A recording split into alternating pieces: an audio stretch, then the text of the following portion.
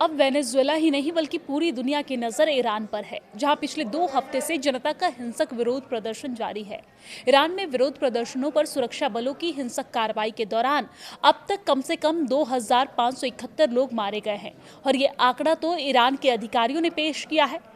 मौत का वास्तविक आंकड़ा तो इससे कहीं अधिक हो सकता है। दूसरी तरफ अमेरिका लगातार ईरान पर सैन्य दबाव बना रहा है।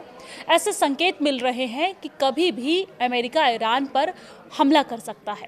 अमेरिकी राष्ट्रपति डोनाल्ड ट्रंप ने ईरानियों से वादा किया था कि आप विरोध करते रहिए, मदद रास्ते में है। तो चलिए आपको ईरान में जारी विरोध प्रदर्शन और अमेरिका की सैन्य हमले की चेतावनियों से जुड़े 10 बड़े अपडेट यहाँ पर बताते हैं।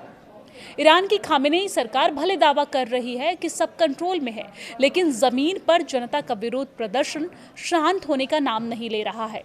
अमेरिका स्थित मानवाधिकार कार्यकर्ता समाचार एजेंसी HRANA ने बताया है कि उसने अब तक ईरान में इंटरनेट ब्लैकआउट के बावजूद पिछले 17 दिनों में 2403 प्रदर्शनकारियों, सरकार से जुड़े 147 लोगों और 9 असंबद्ध जो कि किसी भी तरीके से नहीं जुड़े हैं वैसे नागरिकों के साथ साथ 12 बच्चों की हत्या की पुष्टि की है। वहीं एक ईरानी अधिकारियों ने न्यूज एजेंसी को बताया है कि 2000 लोग मारे गए थे, लेकिन इसके लिए आतंकवादी दोषी थे। इससे पहले मंगलवार को ट्रंप ने अपने ट्रुथ सोशल प्लेटफॉर्म पर लिखा था कि ईरानी अधिकारी इन हत्याओं के लिए बड़ी कीमत चुकाएंगे। ट्रंप ने ईरान के लोगों से विरोध करते रहने का आग्रह किया। उन्होंने लिखा कि ईरानी देशभक्त विरोध करते रहें, अपने संस्थानों पर कब्जा करें, हत्यारों और दुर्व्यवहार करने वालों के नाम नोट करके रखें, उन्हें बड़ी कीमत चुकानी पड़ेगी। मैंने प्रदर्शनकारियों की बेतुकी हत्या बंद होने तक ईरानी अधिकारियों के साथ सभी बैठकें रद्द कर दी है। मदद अपने रास्ते पर है। Make America great again. जब पत्रकारों ने ट्रंप से पूछा कि मदद रास्ते में है से उनका क्या मतलब है, उनका क्या तात्पर्य है, तो ट्रंप ने कोई खास जानकारी साझा करने से इनकार कर दिया। उन्होंने कहा कि आपको इसका पता लगाना होगा। I am sorry. आपको जानकारी दे दें कि ईरान की सरकार ने अमेरिका पर आरोप लगाया है कि वो विरोध प्रदर्शन को बहाना बनाकर सैन्य हस्तक्षेप की कोशिश कर रही है। यूएन में ईरान के मिशन ने एक्स पर पोस्ट करते हुए लिखा कि ईरान को लेकर अमेरिकी कल्पनाएं और उसकी नीति शासन परिवर्तन में निहित है, जिसमें प्रतिबंध, धमकियां और जानबूझ पर फैलाई गई अशांति और अराजकता सैन्य हस्तक्षेप का बहाना बनाने के तौर तरीके के रूप में काम कर रही है। आज ईरान में विरोध प्रदर्शन को लेकर पहली फांसी होने वाली है। पिछले गुरुवार को 26 साल के इरफान सुल्तानी को गिरफ्तार किया गया था। एक हफ्ते ही मुकदमा चलाया गया, दोषी ठहराया गया और फांसी की सजा सुना दी गई। मीडिया रिपोर्ट के अनुसार उन्हें बुधवार को ईरान में फांसी दे दी जाएगी। उन्हें तेहरान के उत्तर पश्चिमी बाहरी इलाके में स्थित कारज में गिरफ्तार किया गया था।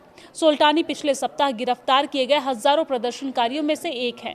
डोनाल्ड ट्रंप ने मंगलवार को चेतावनी दी कि अगर ईरानी अधिकारी प्रदर्शनकारियों को फांसी देते हैं तो वो बहुत कड़ी कार्रवाई की तरफ जाएंगे।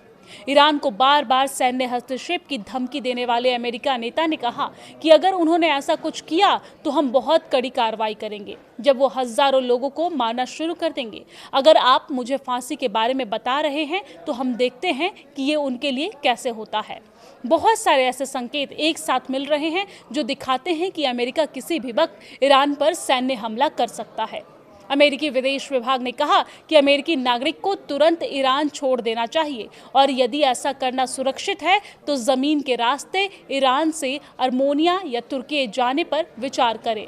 इसके अलावा ट्रंप ने वो मदद रास्ते में है वाला सोशल मीडिया पोस्ट तो किया ही, और एक संकेत इजराइल से मिला है, जहां पर इजराइल की सुरक्षा कैबिनेट ने मंगलवार को स्थानीय समय अनुसार शाम 7 बजे एक आपातकालीन बैठक बुलाई थी और इस बैठक का एकमात्र एजेंडा ईरान था।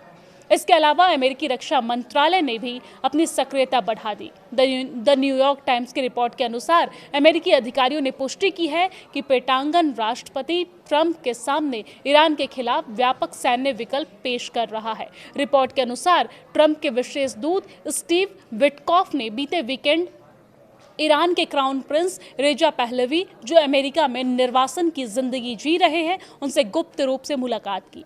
एक वरिष्ठ अधिकारी दोनों ने विरोध प्रदर्शन पर चर्चा की है। आपको बता दें कि एक रिपोर्ट के अनुसार तेहरान में मौजूदा एक आंखों के डॉक्टर ने यह बताया है कि वहां के केवल एक अस्पताल में 400 से अधिक लोग ऐसे आए जिनकी आंखों में गोली लगने के कारण वो चोटिल हुए हैं। हालांकि एक न्यूज एजेंसी के रिपोर्ट के अनुसार एलन मस्क की सैटेलाइट इंटरनेट सेवा देने वाली कंपनी स्टारलिंक ने ईरान के लोगों को मुफ्त इंटरनेट की पेशकश की है।